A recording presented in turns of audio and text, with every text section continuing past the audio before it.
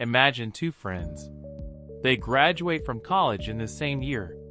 They get similar jobs, earn similar salaries, live in the same city. 25 years later, one owns multiple assets, has financial freedom, and can choose how to spend every day. The other is still waiting for the next paycheck. Here's the uncomfortable part. Neither of them won the lottery.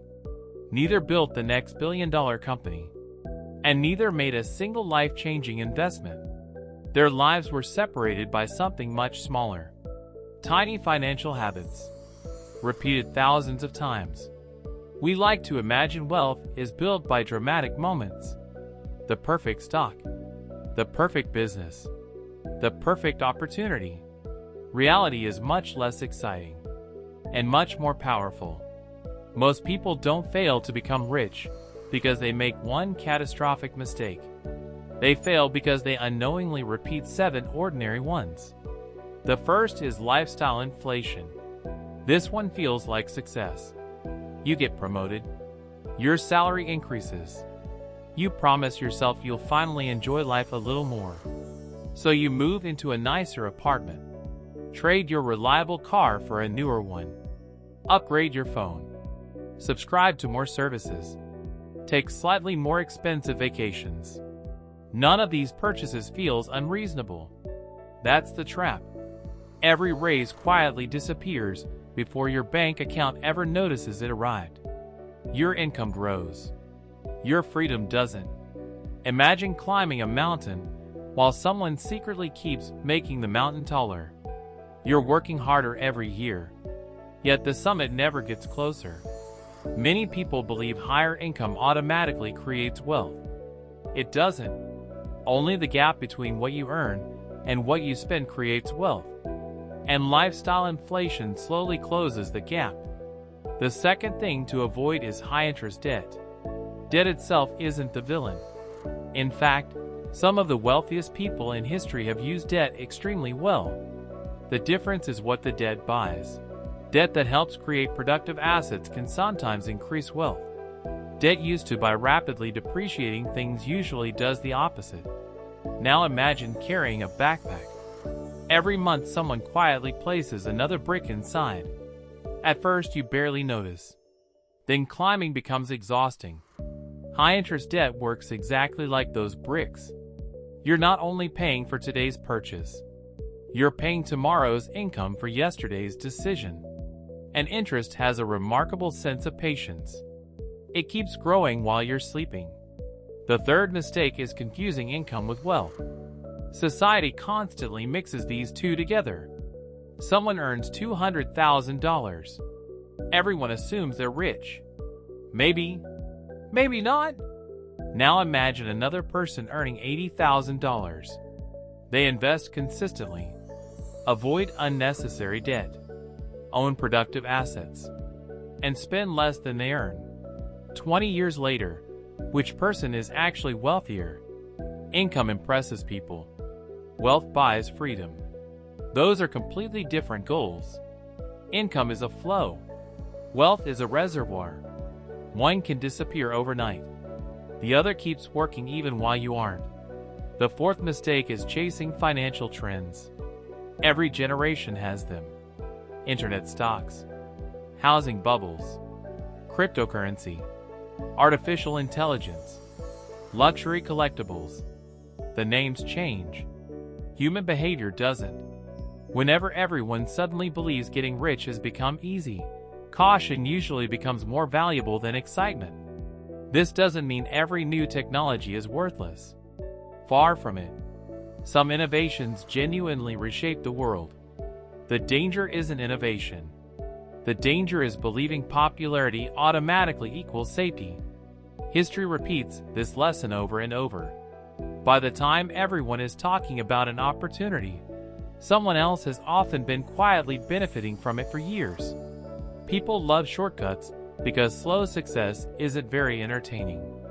Unfortunately, wealth usually grows at exactly the speed people find boring. The fifth mistake is ignoring inflation. Imagine placing $10,000 inside a locked box. 30 years later you open it. Every dollar is still there. Nothing was stolen. Nothing disappeared. And yet, that money may buy dramatically less than it once could. This is one of the strangest features of modern economies. Money can lose value without physically disappearing. Inflation doesn't arrive wearing a mask. It hides inside grocery prices, inside housing costs, inside insurance, inside healthcare, inside everyday purchases that become just a little more expensive each year. 1 year barely matters. 30 years changes everything. Cash is excellent for emergencies. It's much less reliable as a long-term wealth strategy. The sixth mistake is buying status instead of ownership. Humans naturally compare themselves to other people. It's almost impossible not to. A nicer car, a luxury watch, designer clothes, a larger home. These purchases create something economists call positional value. Their value depends heavily on how they compare with everyone else's. The strange part is that the excitement fades surprisingly quickly. Psychologists call this hedonic adaptation. We simply get used to better things. Then we want even better things.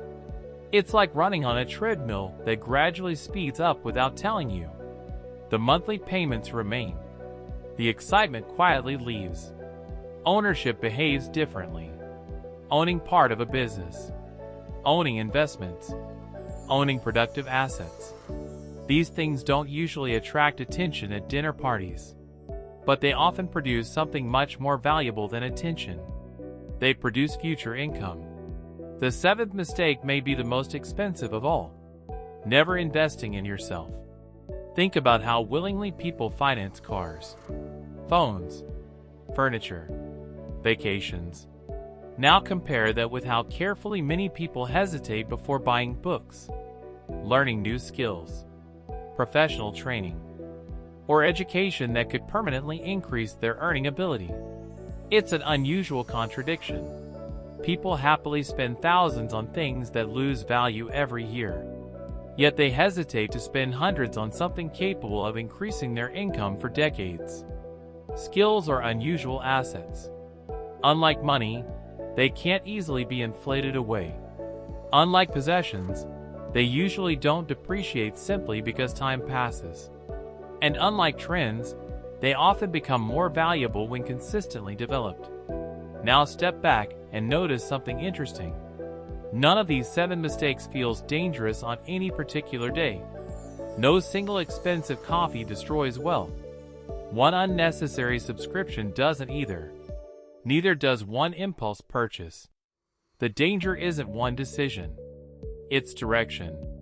Imagine a plane leaving New York for Los Angeles. If the pilot changes course by only a few degrees, the passengers won't notice.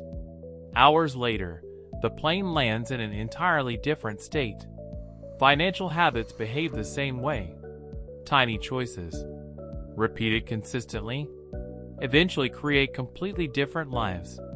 Perhaps that's why becoming wealthy often looks ordinary from the outside. No dramatic breakthroughs. No overnight success.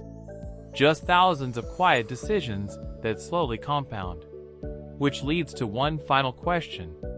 If your daily habits are quietly building the financial life you'll have 10 or 20 years from now, which direction are they pointing you today?